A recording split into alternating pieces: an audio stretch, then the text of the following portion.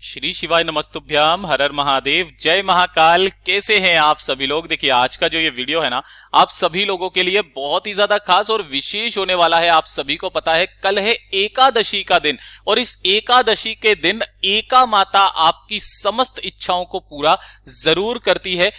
आज के इस पूरे वीडियो के अंदर हम एकादशी के दिन करने वाले 5 ऐसे महा उपायों के बारे में बात करेंगे जो ना सिर्फ आपकी मनोकामना की पूर्ति करेगा, आपके घर से जितनी भी बीमारियां होंगी, क्लेश होंगे, उनको दूर करेगा, घर में सुख शांति समृद्धि को बढ़ाएगा और धन धान्य की आपके जीवन में कभी कमी नहीं रहेगी। पूज्य गुरुजी ने कहा है कि एका माता वो माता है कि जिस मार्ग से गुजर जाती है उस मार्ग में हरियाली छा जाती है, उस मार्ग में धन के रास्ते बन जाते हैं। पूज्य गुरुजी की कथा से सुनकर के और समझ करके पूरे उपाय को बड़े ही विस्तार से बताऊंगा, परंतु उससे पहले आप सबसे एक छोटी सी प्रार्थना कि जो लोग पहली बार आए हैं चैनल को सब्सक्राइब जरूर कीजिएगा और वीडियो को लाइक करके देव आदिदेव महादेव जी का कोई सा भी प्यारा नाम कमेंट बॉक्स में लिखना मत भूलिएगा। और कल की जो एकादशी है वो है पुष्य नक्षत्र योग की एकादशी। आप सभी को ये वाला उपाय जरूर करना है। पहला उपाय आपको 3 अनाज से करना होगा, दूसरा तुलसी दल वाला उपाय होगा, तीसरा उपाय आपको 7 बेलपत्र से करना है, चौथा हल्दी की 1 गांठ से आपको उपाय करना है और 5वां स्वधा वाला उपाय जो कि हर एक एकादशी के दिन में हमेशा बताता हूं। तो ध्यान से सुनते चले जाना, समझने की कोशिश करना। सबसे पहले बात करते हैं पहले वाले उपाय की, जो कि आपको 3 अनाज वाला उपाय करना है। देखिए इसके बेनिफिट्स क्या है। पूज्य गुरुजी ने कहा कि अगर आपकी कोई मनोकामना है, कोई हृदय की बात है, काफी समय से अधूरी है, पूरी नहीं हो रही है, घर में धन नहीं आ रहा है, संपदा नहीं बढ़ रही है, वैभव में कमी आ रखी है, तो एक छोटा सा उपाय इस एकादशी के दिन करना बिल्कुल मत भूलिएगा। धन भी आएगा, संपदा भी बढ़ेगी, वैभव में भी वृद्धि होगी और आपकी कामना भी पूरी जरूर होगी। इस वाले उपाय के लिए आपको चाहिए होगा मात्र 1 पीपल का पत्ता। इजीली आपको मिल जाएगा। 1 पीपल का पत्ता आपको ले लेना है। इसी के साथ में आपको 1 चुटकी लेना होगा शहद। शहद ज्यादा नहीं, 1 से 2 बूंदे मात्र आपको शहद की चाहिए होगी। और जो 3 अनाज का क्रम पूज्य गुरुजी ने बताया, सबसे पहले आपको लेने होंगे चावल। जो चावल होने चाहिए ये कैसे होने चाहिए, अक्षत, जो कहीं से भी खंडित ना हो। कितने लेने हैं? 7 चावल आपको यहां पर ले लेने हैं। उसी के साथ में दूसरा धान जो पूज्य गुरुजी ने बताया अनाज, वो लेना है आपको काले तिल, है ना। कितने लेने हैं? मात्र 1 चुटकी आपको काले तिल लेने हैं, इससे ज्यादा नहीं लेने हैं। और तीसरे नंबर पर आपको चाहिए होगा जौ। ठीक है, बहुत इजीली मार्केट में मिल जाएंगे, ये भी मात्र आपको 1 चुटकी चाहिए। ठीक है, मात्र 1 चुटकी। अब एकादशी के दिन आपको क्या करना है कि जो आपने पीपल का पत्ता लिया है, सुबह सुबह या जब भी आप इस उपाय को करेंगे, उसके पश्चात इस पीपल के पत्ते पर आपको शहद की 7 बिंदियां लगानी है। 1 2 3 4 5 6 7, कुछ इस क्रम में। जहां पर पीपल के पत्ते का जो बीच वाला क्रम होता है ना, वहां पर आपको 7 बिंदियां लगा देनी है। और अपने पितरों का स्मरण करके, ध्यान देना, अपने पितरों का स्मरण करके 7 चावल के दाने, है ना, इसी के ऊपर, तिल के दाने इसी के ऊपर और जौ इसी के ऊपर आपको रख देना है। जो भी आपने लिया है वो सभी चीजें आपको इसी पत्ते के ऊपर रख देना है और इसे अपने दाहिने हाथ में लेकर के अपने पूरे घर में, ध्यान रखना, अपने पूरे घर में आपको ओम नमः शिवाय मंत्र का स्मरण करते हुए फिर जाना है। फिर जाने के पश्चात जब आप घर से बाहर की तरफ निकलेंगे तो घर से बाहर निकल करके इसी वाले पत्ते को अपनी मनोकामना कह करके, धन संपदा की वृद्धि की कामना कह करके किसी भी बहते नदी, तालाब, सरोवर के अंदर प्रवाहित कर देना।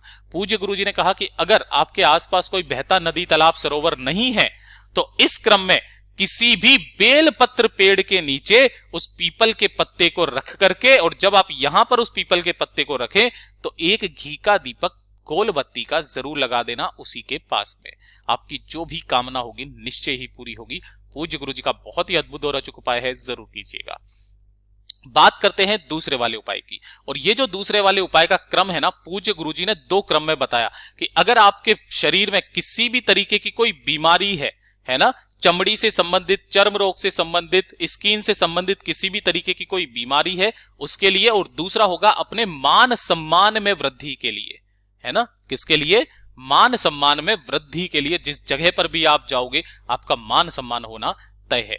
इसके लिए आपको क्या करना है, एकादशी के दिन आपके घर पे जहां पर भी, सबसे पहले बात कर ले हैं बीमारी के लिए, आपके घर में तुलसी जी का गमला तो होगा, आपको एकादशी के दिन तुलसी जी के हाथ भी नहीं लगाना है, ये चीज ध्यान रखना, ठीक है ना।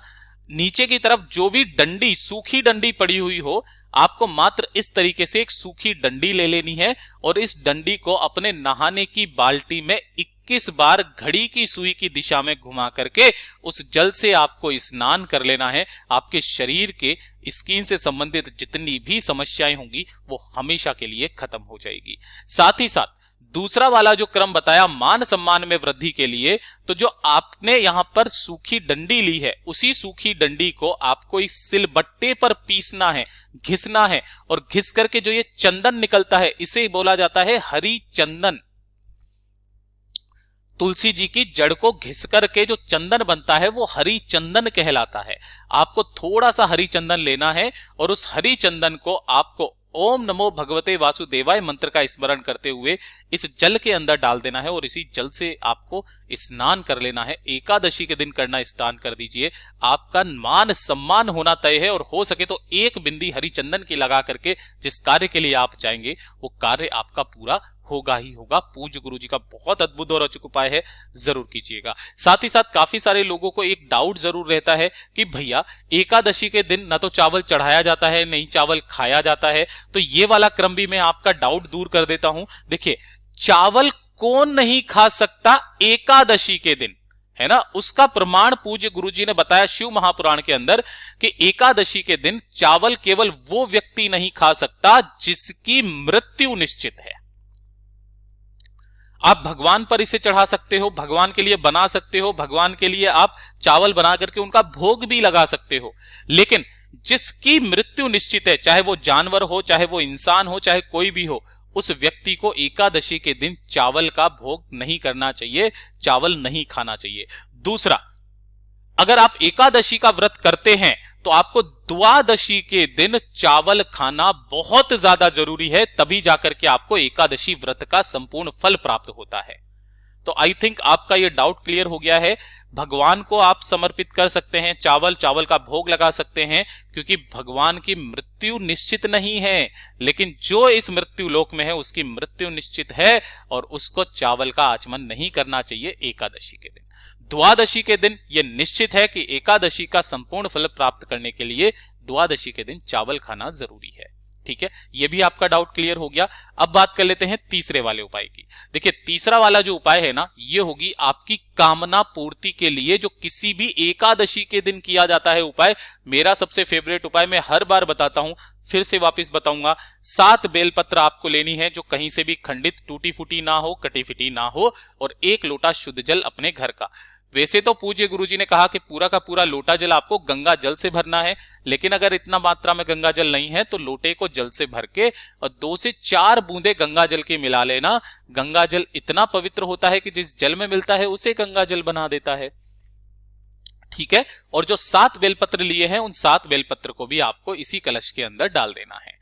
ठीक है, और इस जल को लेकर के एकादशी के दिन किसी भी समय पहुंच जाना बाबा के मंदिर शिवलिंग के पास में। लेकिन यहां जाने से पहले आपको सबसे पहले दर्शन होंगे नंदी बाबा के। नंदी बाबा के पास में जाना, दोनों हाथों में उस कलश को पकड़ना और जिसके अंदर आपने बेलपत्र डाली हुई है, और इसमें से इतना धीरे जल नंदी बाबा के उठे पैर पर समर्पित करना कि इसमें से बेलपत्र नीचे ना गिरे। केवल यहां पर आपको जल समर्पित करना है अपनी कामना कह करके। उसके पश्चात इन सभी बेलपत्रों को इसमें से निकालना, शिवलिंग के पास में जाना, उत्तर दिशा नॉर्थ डायरेक्शन की तरफ मुंह करके खड़े हो जाना, अपना नाम, गोत्र और कामना कह करके एक एक करके सभी बेलपत्रों को आपको शिवलिंग के ठीक ऊपर ऐसे समर्पित करना है कि डंडी रहेगी जलाधारी की तरफ, बीच वाली पत्ती का मुख रहेगा आपकी तरफ। अपनी कामना कह करके 7 बेलपत्रों को यहां पर समर्पित करके वापस घर की तरफ चले आ जाइएगा।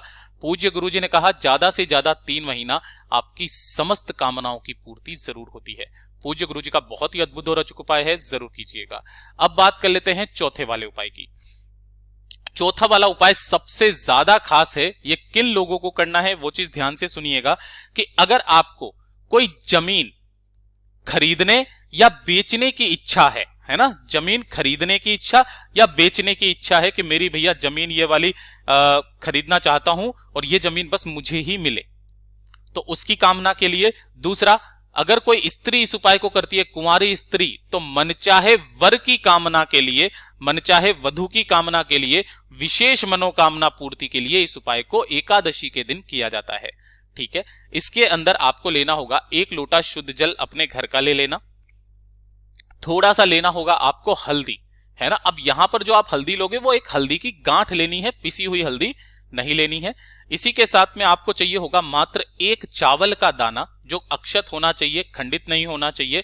थोड़े से आपको काले तिल लेने हैं 1 चुटकी, और 1 चुटकी ही लेने हैं आपको जौ। ठीक है, इन सभी चीजों को आपको इसी वाले कलश के अंदर डाल देना है, समस्त चीजों को कलश के अंदर डाल देना, और इसे लेकर के पहुंच जाना किसी भी पीपल के पेड़ के नीचे। पीपल का पेड़ ना हो तो किसी भी बेलपत्र पेड़ के नीचे, और बेलपत्र का पेड़ भी ना हो तो किसी भी वट वृक्ष के नीचे।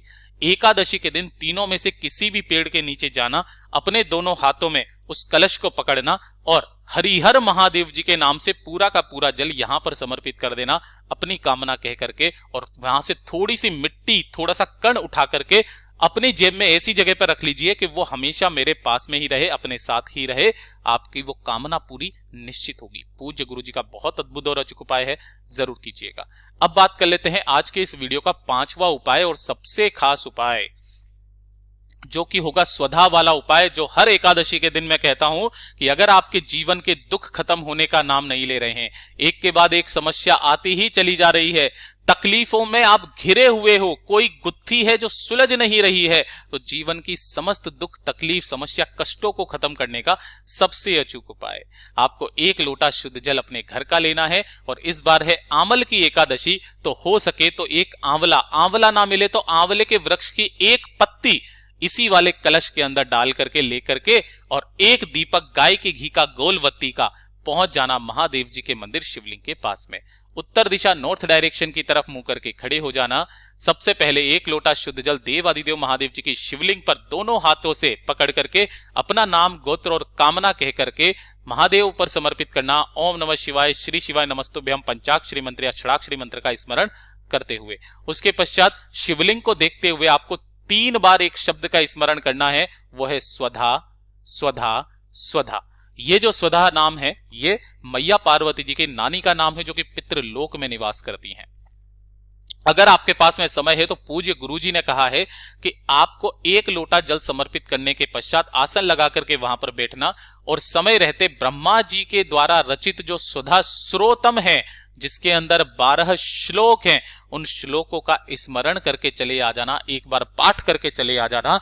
इस स्वधा स्रोतम में इतनी शक्ति है कि इस स्रोत का पाठ करने मात्र से 100 बार श्राद्ध करने का और सभी तीर्थों में स्नान करने का पुण्य फल प्राप्त होता है। आपके जीवन के समस्त रोग दोष खत्म हो जाते हैं, सारी तकलीफें खत्म हो जाती है। जब आप मंदिर से वापस बाहर की तरफ आएंगे तो महादेव जी की शिवलिंग की चौखट पर आपको 1 दीपक प्रज्वलित करके चले आ जाना है। जो एकादशी पड़े उस एकादशी के दिन करना स्टार्ट कीजिए, आपके जीवन के समस्त दुख, प्रॉब्लम, समस्याएं खत्म हो जाएगी। पूज्य गुरुजी के सभी उपाय बहुत ही ज्यादा खास और विशेष है, जरूर कीजिएगा। वीडियो पसंद आए तो लाइक जरूर करना, साथ ही साथ चैनल को सब्सक्राइब जरूर कीजिएगा। मैं आपसे मिलता हूं अगले वीडियो में, तब तक के लिए ओम नमः शिवाय, जय महाकाल, जय शिव शंकर, श्री शिवाय नमस्तुभ्यम।